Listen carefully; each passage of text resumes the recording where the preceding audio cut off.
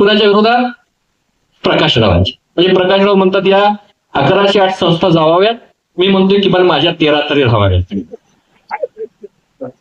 म्हणजे माझी अवस्था, म्हणजे मगाशी तुम्हाला जी मी कथा सांगितली शिवराम पाटील आणि नाथा पाटील यांच्यासारखी आमची आणि प्रकाशरावांची अवस्था. पण ठीक आहे, कोर्टाच्या प्रक्रियेमध्ये निकाल काय लागायचं लागेल, आमची भूमिका निश्चितपणानं राहील की ह्या 1108 मध्ये माझ्या 13 संस्था असाव्यात आणि त्या मतदानाला पात्र राहाव्यात.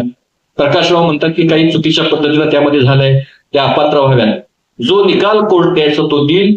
कदाचित आमच्या बाजूने लागला तर तो प्रकाशरावांना मान्य असेल, प्रकाशरावांच्या बाजूने लागला तर तो आम्हाला मान्य असेल. परंतु यामध्ये आमच्या मैत्रीच्या नात्यामध्ये कोणत्याही पद्धतीचा दुरावा येणार नाही, अशा पद्धतीच्या शुभेच्छा मी या निमित्तानं प्रकाशरावांना देतो. आपण म्हणतो हे अचानक कुठून आले, कुठून संघर्ष सुरू केला, एवढे वर्ष कुठे होते, काय करत होते, असे सगळे प्रश्न मला कमेंटमध्ये येतात. काही जण शिव्या पण देतात, त्या पण आम्ही बघत असतो. काही खासगीमध्ये सुद्धा काही निरोप संपर्क येत असतात. पण हा संघर्ष काही हा 2023च्या 25च्या ऑगस्ट मधला नाहीये. हा संघर्ष आम्ही जसं संतोष सांगितलं शाळेत जीवनापासून करतो आहोत. पण कोल्हापूरमध्ये 2017 पासून हा संघर्ष सुरू आहे. फक्त या संघर्षाला आज ही जो विषय निघाला, हा विषय गावात प्रत्येक 1200 गावं तालुक्यात जिल्ह्यातली 1200 गावातल्या प्रत्येक दूध काढणाऱ्या दूध उत्पादकांच्या त्या शेतकरी महिलेशी संबंधित आहे, त्या शेतकरी पुरुषाशी संबंधित आहे, त्या कुटुंबावर जगणाऱ्या त्या लहान मुलांशी संबंधित असल्यामुळे हा विषय आपल्या सगळ्यांसमोर मोठ्या प्रभावाने आला.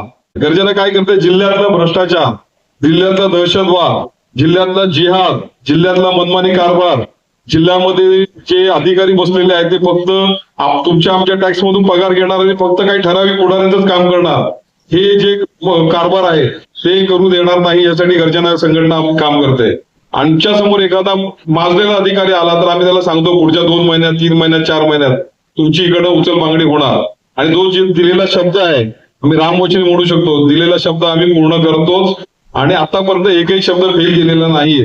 गेल्या 2 दिवसामध्ये सुद्धा ज्या शेतकऱ्यांचं पुनर्वसन ज्या 2 अधिकाऱ्यांमुळे राहिलं गेल्या अनेक वर्षांपासून, 15 वर्ष अधिकारी जिल्ह्यात ठाम मांडत होता.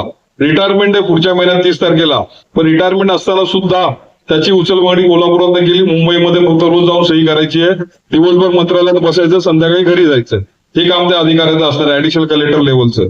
तर अशा प्रकारचं काम आम्ही गर्जना म्हणून करतो आहोत. मला सगळ्यांना आव्हान आहे, हे मी काम एकटं करणार नाही, सगळ्यांनी केलं पाहिजे.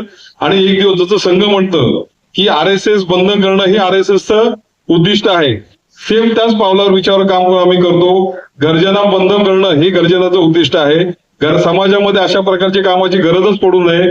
प्रत्येक विद्यार्थी, प्रत्येक तरुण, प्रत्येक नागरिक स्वतःच्या अधिकारांची जाणीव होऊन त्यांचा अधिकाराचा वापर करता आला पाहिजे.